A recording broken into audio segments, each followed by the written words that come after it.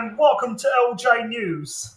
When someone comments on Ellen's different work from home background in a video call, she tells them she's working from a different room in the house.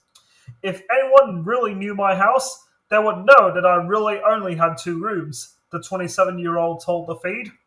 When she wants to play it really safe, she'll just blur the background. Where is she really working? Sometimes Queensland, sometimes Canberra, a flight or a bus ride away from where her Victoria-based employer assumes she'll be. Ellen has been working at a not-for-profit for 2 years now.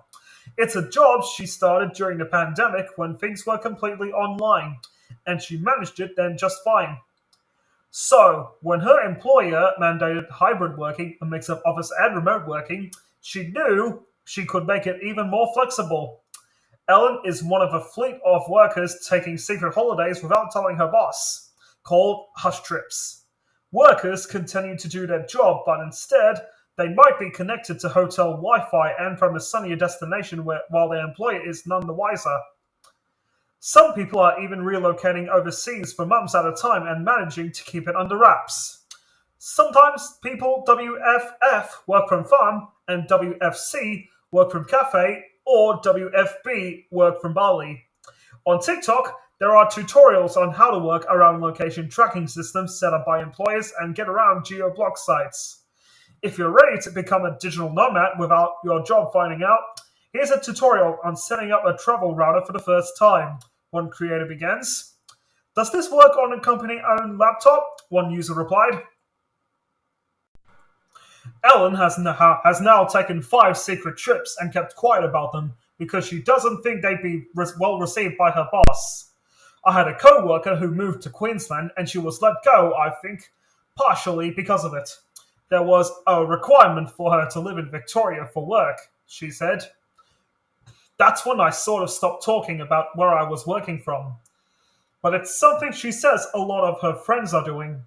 One trip, there were a few of them pushing through the work week while away. Ellen said she worked so much better when she was holidaying in Queensland. She started a little earlier and finished a little later and took breaks during the day.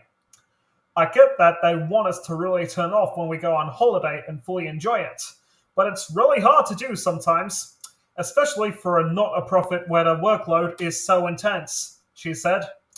In this nomadic work style, she also feels more in control of her relationships.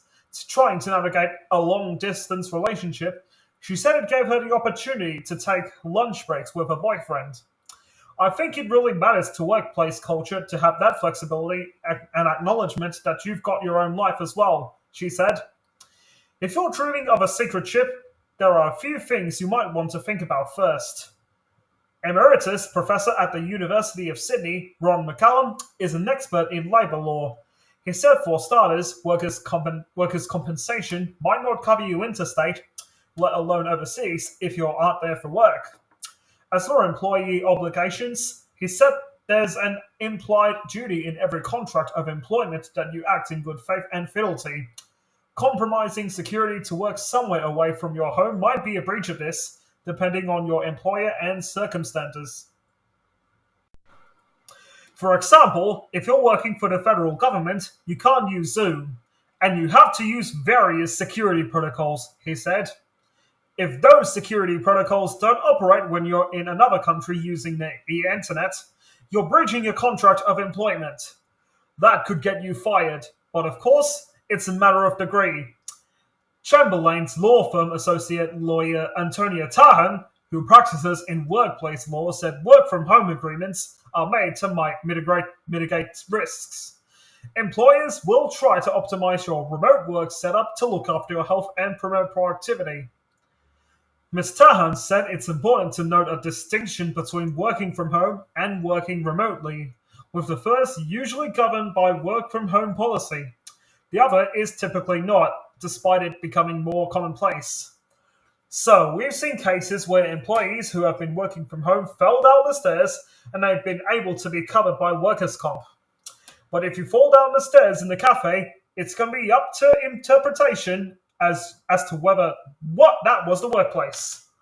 Ultimately, though, she believes there should be a level of trust between both parties.